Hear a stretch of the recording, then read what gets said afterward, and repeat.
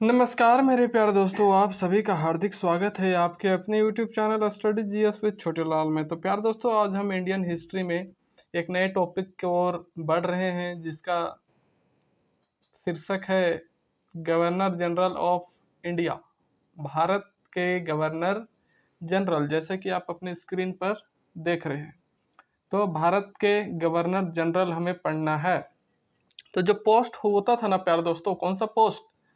Governor general of Bengal. उसी को आगे रूपांतरित कर करके या फिर आप कहे अपडेटेड करके बना दिया गया गवर्नर जनरल ऑफ इंडिया। लेकिन कौन से एक्ट के बाद, कौन सा अधिनियम के बाद? जब 1833 का चार्टर्ड एक्ट आया है ना। 1833 का जो चार्टर्ड एक्ट आया ना प्यारे दोस्तों, उसी के बाद जो है प्रशासन, कंपनी का जो प्रशासन था उसको केंद्रीयकरण कर दिया गया। ये सब हम पढ़ चुके हैं, है ना। कब? जब कॉन्स्टिट्यूशनल डेवलपमेंट पढ़ रहे थे हिस्ट्री में ही। अगर आपने नहीं पढ़ा है तो आप ध्यान से देख लीजिएगा पिछले वीडियोस में प्लेलिस्ट पर जाकर।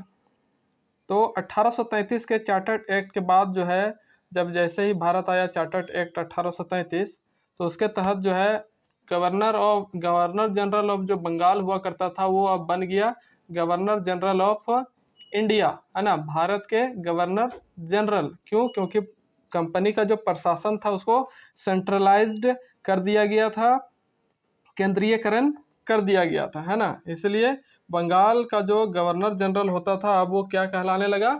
Governor general of India. तो प्यारे दोस्तों, बात करते हैं हम आज गवर्नर जनरल ऑफ इंडिया। तो फर्स्ट जो था प्यारे दोस्तों गवर्नर जनरल ऑफ इंडिया, वो थे लॉर्ड विलियम वेंटिक। कौन? लॉर्ड विलियम वेंटिक जो थे वो first governor general of India थे। तो प्यारे दोस्तों, अगर आप चैनल में नए हैं, पहली बार आए हैं, तो चैनल का जो सब्सक्राइब बटन है उसको प्रेस करके सब्सक्राइब कर लीजिए और साथ ही जो उसके बगल में बेल आइकन है उसको भी एक्टिव कर लें, ताकि हमारे द्वारा जो भी वीडियो बनाई जाती है उसका सीधा नोटिफिकेशन आपके तक जल्द से जल्द पहुंच सके। तो प्यार दोस्तों, चलिए शुरू करते हैं लॉर्ड विलियम वेंटिक की कहानी।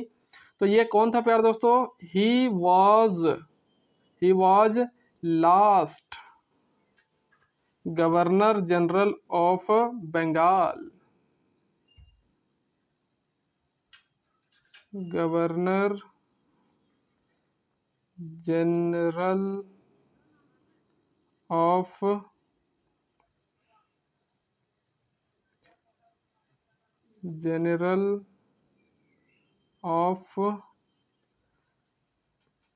Bengal and first governor general of India, है ना। भारत के फर्स्ट गवर्नर जनरल बना था कौन? विलियम वेंटिक, है ना। और last governor general of Bengal भी यही था। बंगाल का अंतिम गवर्नर जनरल और भारत का प्रथम गवर्नर जनरल एक ही आदमी था। कौन? लॉर्ड विलियम वेंटिक, है ना। तो लॉर्ड विलियम वेंटिक की जो कार्यकाल है प्यार दोस्तों, वो 1828 में वो बंगाल का गवर्नर जनरल बना और 1835 तक जो है भारत के गवर्नर जनरल बनकर रहा। तो 1833 जब आया था चार्टर्ड एक्ट प्यारे दोस्तों, है ना, जो चार्टर्ड एक्ट आया था, इसी के तहत जो गवर्नर जनरल ऑफ बंगाल हुआ करता था उसको चेंज कर दिया गया गवर्नर जनरल ऑफ इंडिया में। तो 1833 में ये क्या बना? Governor general of India. और उससे पहले क्या था? Governor general of Bengal. तो बात करेंगे प्यारे दोस्तों कि वेंटिक ने ही क्या किया था? सती प्रथा का अंत किया था, है ना। ही एबोलिश्ड सती प्रथा इन 1829, 1829 ईस्वी में इसने क्या किया था? सती प्रथा का अंत, है ना। लॉर्ड विलियम वेंटिक ने, है ना, सती प्रथा का अंत किया। और इसी के समय 1833 का चार्टर्ड एक्ट भी पारित हुआ। इसी के समय 1833 का चार्टर एक्ट पारित हुआ था। ओके, अब नेक्स्ट पॉइंट की बात करेंगे प्यारे दोस्तों कि इससे पहले वह है ना, विलियम बेंटिक जो है गवर्नर जनरल ऑफ इंडिया बनने से पहले 1803 में मद्रास का गवर्नर हुआ करता था, है ना। इससे पहले 1803 ईस्वी में ये क्या था, मद्रास का गवर्नर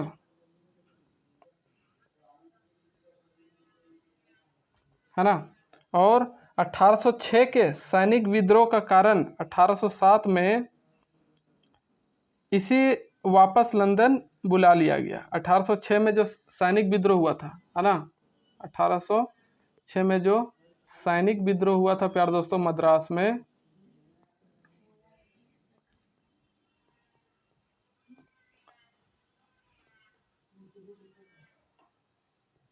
होने के कारण 1807 में, है ना, इसे वापस कहाँ बुला लिया गया, लंदन।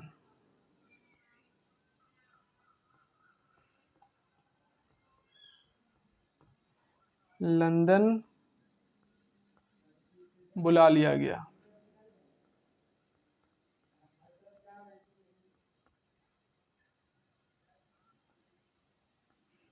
ओके, तो इसके विषय में जो है इतिहासकार कहते हैं कि इसके समय में बहुत ही शांति और सुधार का काम हुआ था।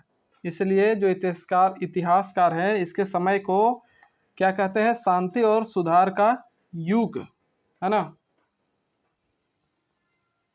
तो इसके समय को, किसके समय का, लॉर्ड विलियम बेंटिक, है ना, इसके समय को इतिहासकार, है ना, इतिहासकार जो है, हिस्टोरियन जो है, इतिहासकार क्या कहते हैं, शांति और सुधार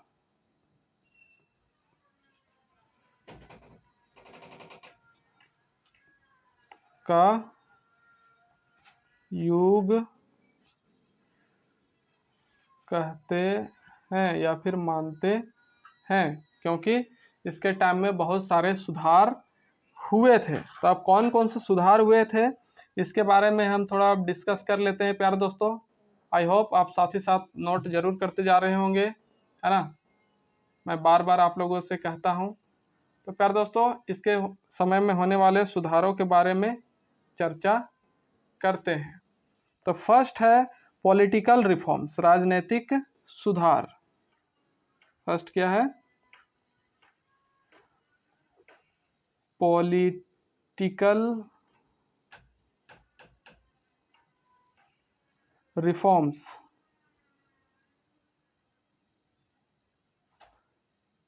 राजनैतिक सुधार। तो अपने करियर में इसने कौन कौन से राजनीतिक सुधार किए उसके बारे में देखते हैं, है ना। तो इसके समय में जो है किया गया, he provides higher position in service of India, भारतीयों के लिए उच्च पदों पर सेवा का प्रावधान किया, है ना। He provide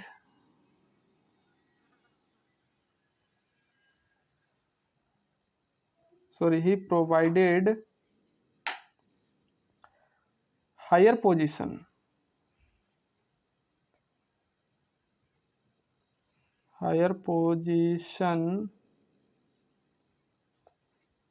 in service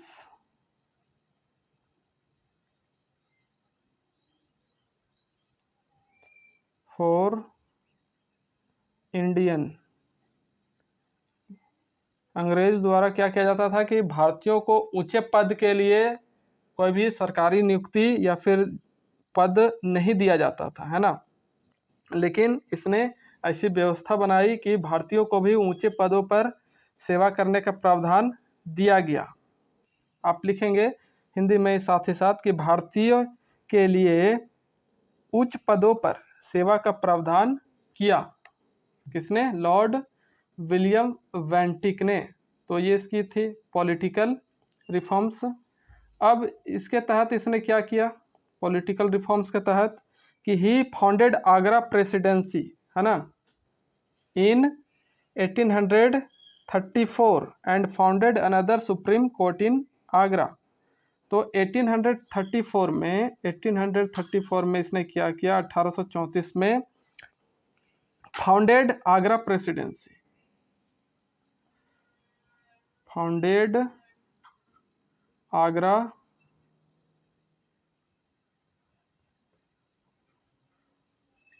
presidency.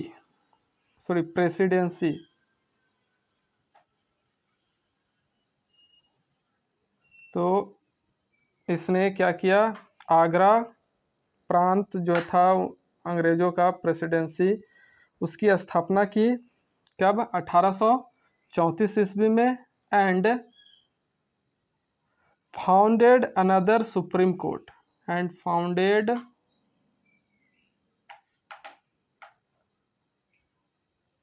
Another supreme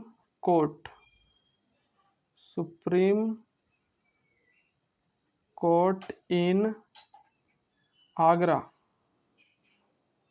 Agra में ही इसने एक और सुप्रीम कोर्ट की स्थापना की। He founded the post of divisional commissioner and he also founded the post of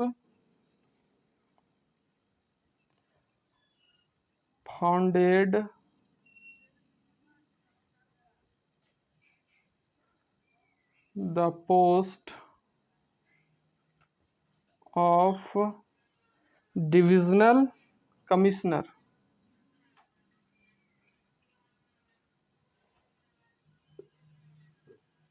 divisional commissioner, है ना। तो डिवीजन कमिश्नर जिसको बोलते हैं मंडल आयुक्त, है ना, क्या बोलते हैं? मंडल आयुक्त। तो मंडल आयुक्त का जो पोस्ट था, पद था, उसकी स्थापना भी, इसकी भी शुरुआत किसने की? लॉर्ड विलियम वेंटिक ने, है ना। मंडल आयुक्त के पोस्ट को, पद का सृजन किसने किया? विलियम वेंटिक ने। अब इसके कुछ सोशल रिफॉर्म्स के बारे में बात करते हैं। फिलहाल मैं इसे इरेज कर रहा हूँ प्यारे दोस्तों, आप साथ ही साथ जरूर नोट करते चलिए, है ना। आई होप आप नोट जरूर कर रहे होंगे। तो ये है फर्स्ट पार्ट, इसे मैं इरेज कर रहा हूँ। अब इसके बात करेंगे सोशल रिफॉर्म्स के बारे में कि इसने कौन कौन से सोशल रिफॉर्म्स किए।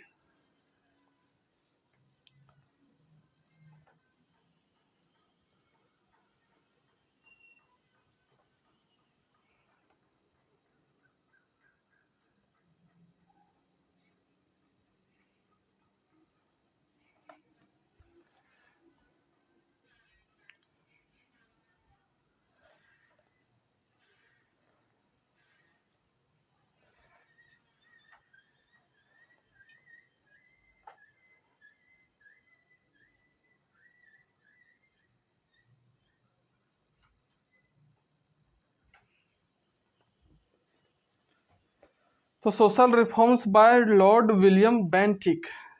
नेक्स्ट पॉइंट है सोशल रिफॉर्म, सामाजिक सुधार।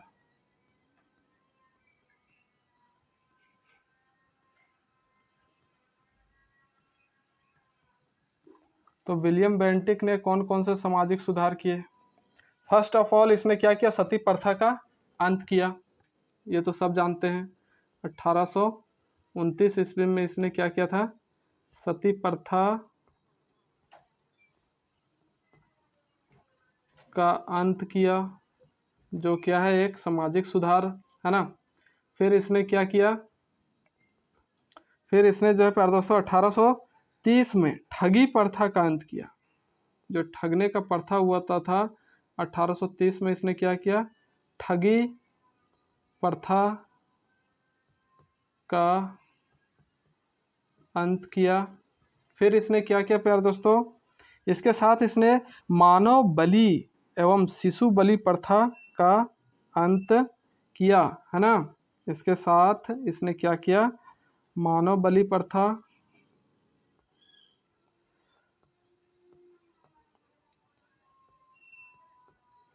और शिशु, छोटे बच्चे जो होते हैं, है ना, उनको बलि दिया जाता था पहले। शिशु बलि प्रथा का क्या किया? अंत किया लॉर्ड विलियम बेंटिक ने, है ना। पहले मानव बलि प्रथा होता था पुराने ज़माने में, अंग्रेजों के समय में। अब कहाँ ऐसा देखने को, ऐसा तो होता ही नहीं है। अब दुनिया जागरूक हो चुकी है। पहले लोग अंधविश्वास में जीते थे कि इस तरह से करेंगे तो ये हो जाएगा। बचपन में मैं भी बहुत सारी कहानी इस तरह का सुनता था कि बड़े बड़े पुल पुलिया जहाँ बनाए गए हैं, ओवर ब्रिज बनाए गए हैं, वहाँ एक जिंदा आदमी को बलि दिया गया या फिर उसको दफनाया गया, तब उसके ऊपर पुल बना। इस तरह के मन गढ़ंत बहुत सारी कहानियां मैंने सुनी थी बचपन में। तो उसी तरह का पहले काम होता था, है ना। आदमी लोग को बलि दिया जाता था किसी कार्य के लिए या फिर किसी शुभ अशुभ कार्य के लिए। लोग अंधविश्वास में डूबे हुए होते थे। साथ ही शिशु बलि का भी प्रथा चलता था, जिसका अंत किया किसने? First governor general of India William Bentinck ने। तो बात करेंगे प्यारे दोस्तों, इसने 1832 ईस्वी में दास प्रथा का भी अंत किया, है ना। स्लेवरी सिस्टम जो है उस पर, उसको भी क्या किया? अंत किया। 1832 में इसने क्या किया? दास प्रथा, दास प्रथा, है ना, स्लेवरी सिस्टम,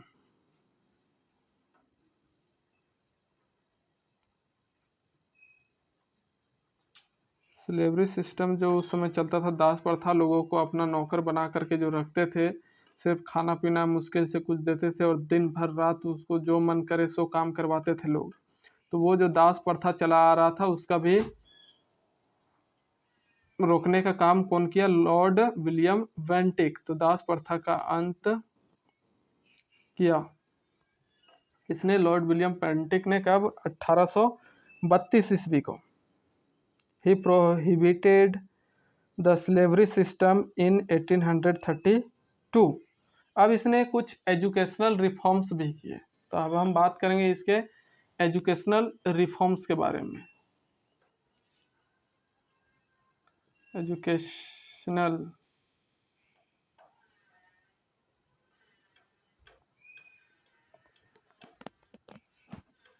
रिफॉर्म्स, शैक्षणिक सुधार।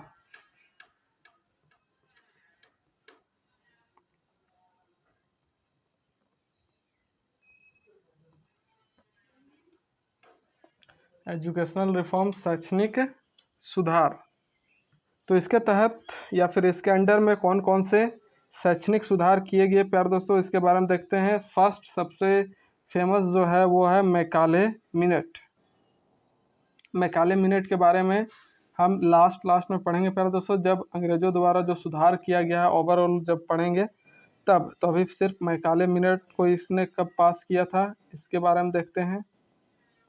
तो 1835 एज पर मैकाले मिनट, है ना, Macaulay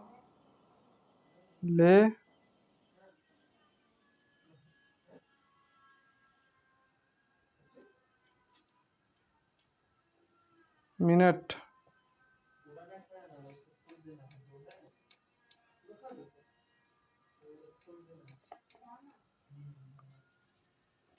English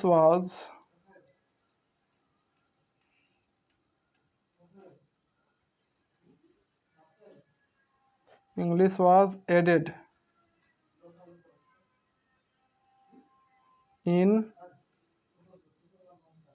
Indian education system.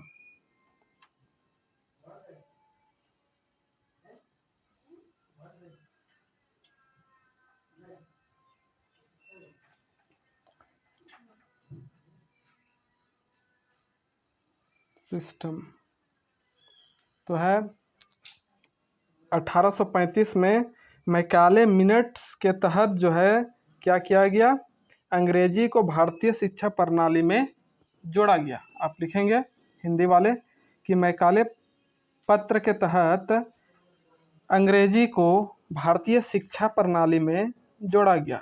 Macaulay पत्र के तहत अंग्रेजी को भारतीय शिक्षा प्रणाली में जोड़ा गया।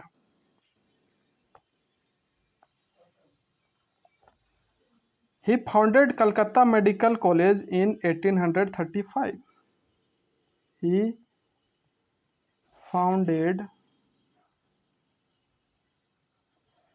Calcutta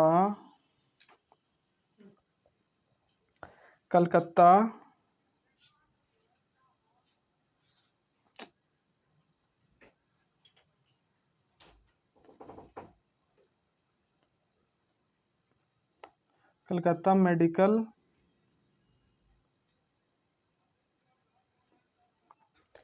College in 1835।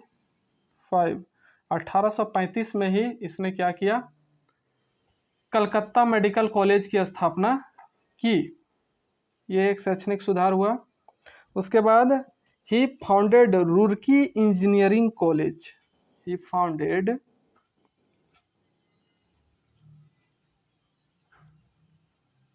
रुड़की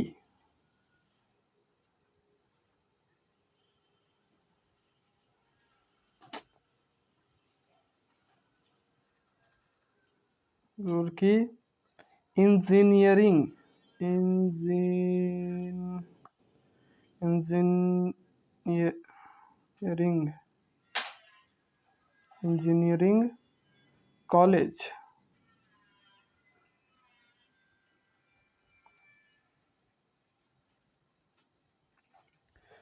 तो इसने रुड़की इंजीनियरिंग कॉलेज की भी स्थापना की, which is known as first engineering college of India, जो भारत की प्रथम इंजीनियरिंग कॉलेज के नाम से जाना जाता है। विच इज नॉन एज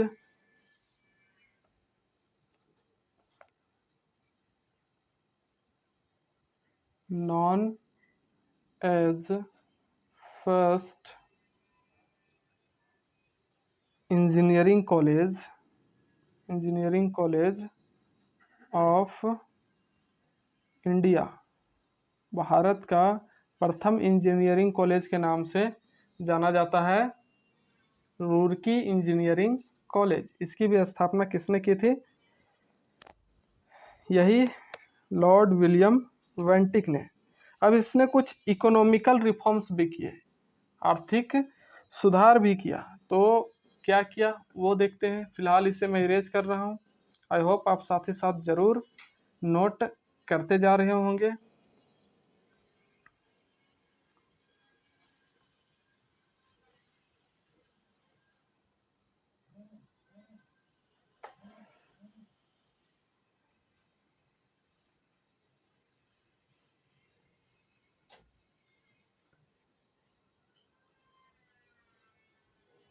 तो इकोनॉमिकल रिफॉर्म्स,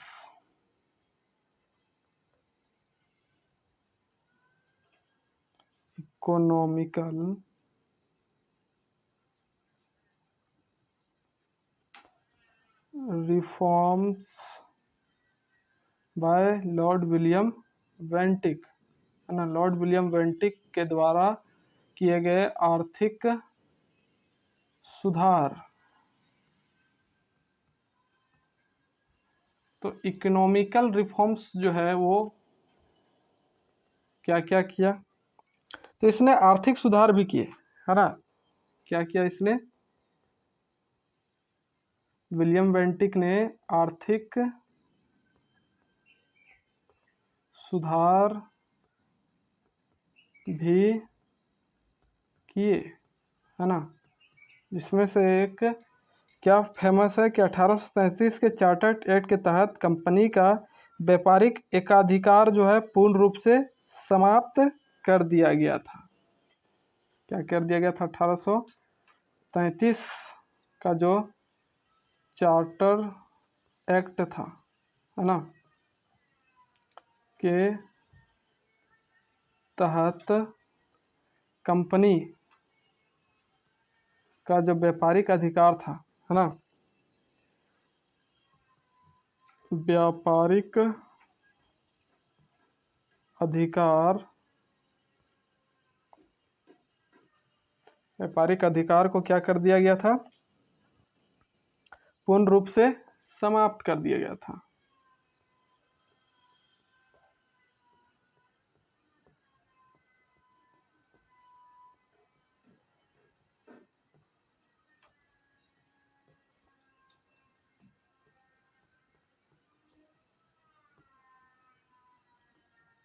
तो अगर आपने ये चार्टर्ड एक्ट वाले सारे चैप्टर को आपने नहीं देखा है तो आप प्लेलिस्ट से जाकर जरूर देख लीजिए, आपको कहीं भी दिक्कत समझने में नहीं होगी, कोई प्रॉब्लम नहीं होगा।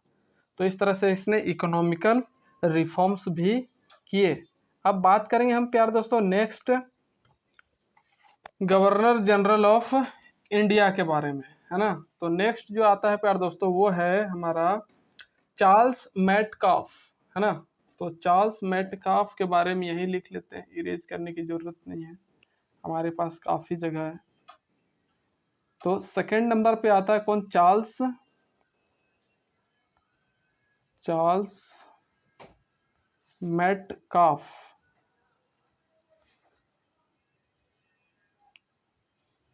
है ना। तो चार्ल्स मेटकाफ जो है वो 1835 में अपना पदभार संभाला और 36 तक ही रहा, एक ही साल के लिए, बहुत ही कम समय के लिए, है ना, चार्ल्स मेटकाफ। तो इसने कुछ ज़्यादा काम नहीं किया, एक साल तो रहबे किया ही। तो इसी यही, लेकिन इसने एक बड़ा काम किया था, वो था, इसे ही क्या कहा जाता है, पत्र एवं प्रेस का मुक्ति दाता कहा जाता है ना। इसे ही क्या कहा जाता है, पत्र एवं समाचार पत्र का मुक्तिदाता, है ना। क्योंकि इसने क्या किया था, प्रेस और समाचार पर जो भी प्रतिबंध लगा था सबको हटा दिया था, है ना। He removed ban from press and Indian newspaper, इसलिए इसको क्या कहा जाता है, समाचार पत्र का मुक्ति दाता, प्रेस और समाचार पत्र का मुक्ति दाता। तो ये थी चार्ल्स मेटकाफ के बारे में। अब हम बात करेंगे लॉर्ड ऑकलैंड। कौन, लॉर्ड ऑकलैंड। तो थर्ड नंबर में आते हैं प्यार दोस्तों लॉर्ड ऑकलैंड।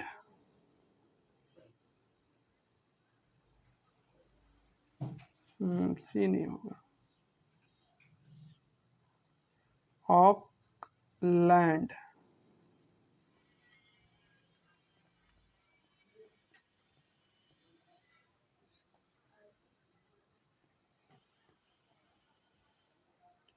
ऑकलैंड ये कब बना, 1836 से 1842 ईस्वी, है ना, 1836 टू 1842। तो लॉर्ड ऑकलैंड जो थे वो थर्ड नंबर के क्या थे, गवर्नर जनरल ऑफ इंडिया।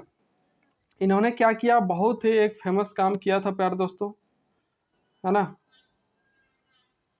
जिसलिए इसको इतिहास में याद किया जाता है। 1839 ईस्वी में क्या किया इन्होंने, he did reconstruction of Sher Shah Suri मार्ग, है ना, he did reconstruction of Sher Shah Suri मार्ग, शेर शाह सूरी मार्ग का पुनर्निर्माण करवाया था इन्होंने, है ना, शेर शाह सूरी मार्ग,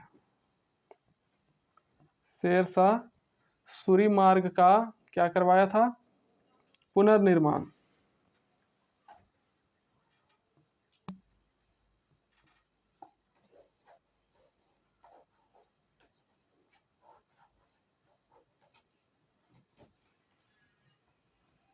पुनर्निर्माण करवाया था, है ना। तो आप जानते हैं शेर शाह सूरी मार्ग किसको बोलते हैं, अभी देखते हैं हम किसको बोलते हैं। सो ये जो शेर शाह सूरी था, है ना, मुगल वंश में हम पढ़ेंगे शेर शाह सूरी के बारे में। ये मुगल वंश से नहीं था, लेकिन मुगल वंश में ही पढ़ते हैं शेर शाह सूरी। तो ये जो शेर शाह सूरी था, इसी ने ही भारत का जो सबसे लंबा मार्ग है ना, उसको बनवाया था, जिसको अभी हम किसके नाम से जानते हैं, ग्रैंड ट्रंक रोड, है ना। तो इसको बनाने वाला कौन था, शेर शाह सूरी, जिसका पुनर्निर्माण कौन करवाया, लॉर्ड ऑकलैंड ने करवाया। और लॉर्ड ऑकलैंड ने ही, है ना, ये जो शेर शाह सूरी मार्ग था, इसका नाम बदलकर क्या रख दिया, ग्रैंड ट्रंक रोड। नाम बदलकर क्या रख दिया शेर शाह सूरी मार्ग का, ग्रैंड ट्रंक रोड, जो भारत का सबसे लंबा रोड बना, है ना, जो कहाँ से कहाँ तक है, कोलकाता टू अमृतसर, है ना, कोलकाता से अमृतसर तक इसकी लंबाई है। तो 1839 ईस्वी में death of Maharaja Ranjit Singh in his period, इसी के समय में जो है महाराजा रंजीत सिंह की मृत्यु हो जाती है। कब, 1839 में, 1839 में डेथ ऑफ महाराजा रंजीत सिंह, है ना,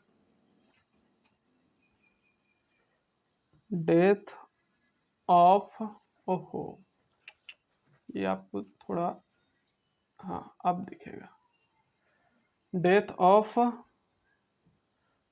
महाराजा Ranjit Singh.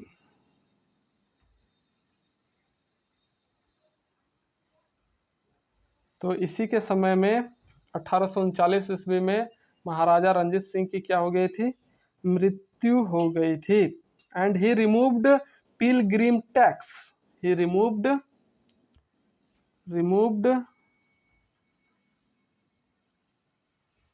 Pilgrim tax,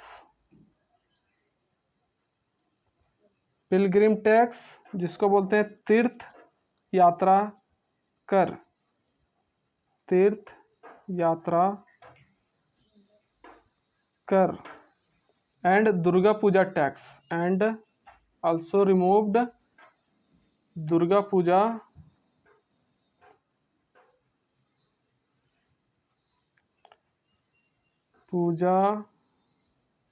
tax, है ना। तो तीर्थ यात्रा कर के साथ साथ दुर्गा पूजा पर जो टैक्स होता था, उसको भी इसने क्या किया, हटा दिया, खत्म कर दिया।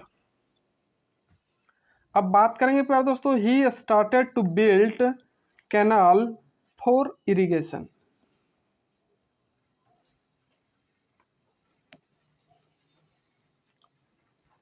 he started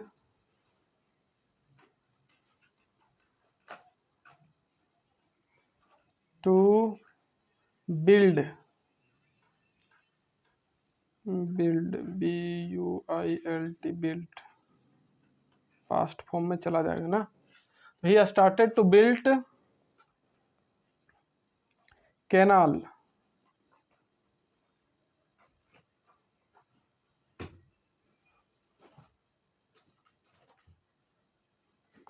फॉर इरिगेशन, सिंचाई के लिए इसने क्या किया था, नहरों का निर्माण करवाया था। इरिगेशन,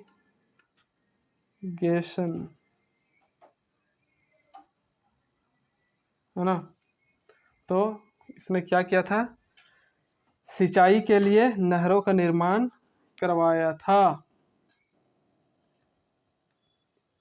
सिंचाई के लिए